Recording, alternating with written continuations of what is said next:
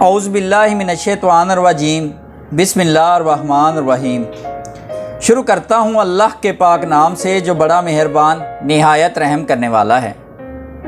خواتین و حضرات، مجھے اللہ تعالیٰ سے پوری امید ہے کہ آپ لوگ جہاں کہیں بھی ہوں گے خیر و عافیت کے ساتھ ہوں گے، اللہ تعالیٰ کی نعمتیں اور برکتیں سمیٹ رہے ہوں گے۔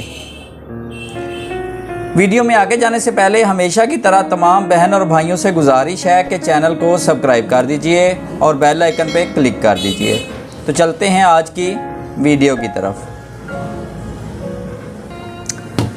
حضرت امام علی فرماتے ہیں کہ تمہارے والدین تمہیں بچپن میں شہزادوں کی طرح پالتے ہیں، تو لہٰذا تمہارا بھی فرض بنتا ہے کہ ان کو بڑھاپے میں بادشاہوں کی طرح رکھو۔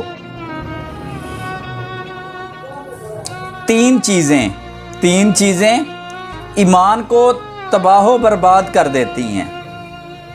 نمبر 1، امیروں کی محفل۔ نمبر 2، عورتوں کی صحبت۔ اور نمبر 3، جاہل انسانوں سے بحث۔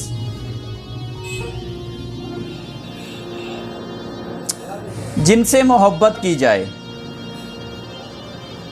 ان کو حاصل نہ کرنے کے بعد بھی ان کا برا نہیں سوچا کرتے، یہ محبت کی توہین ہوتی ہے۔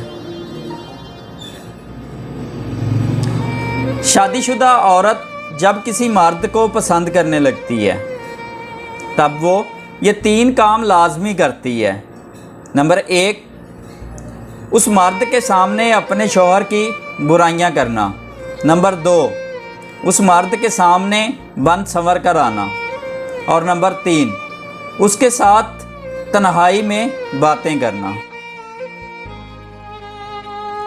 اللہ تعالیٰ نے عورت کے اندر ایک خوبی یہ بھی رکھی ہے کہ وہ نظر اور نیت کو فوراً پہچان لیتی ہے۔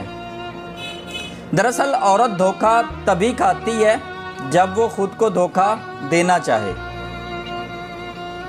مرد اگر اچھا کمانے لگ جائے تو اس کی پہلی سوچ ہوتی ہے کہ وہ اپنی بیوی کو بہترین سہولیات میسر کرے گا، جبکہ عورت اگر کمانے لگ جائے تو اس کی پہلی سوچ ہوتی ہے کہ اب وہ مرد کے بغیر رہ سکتی ہے۔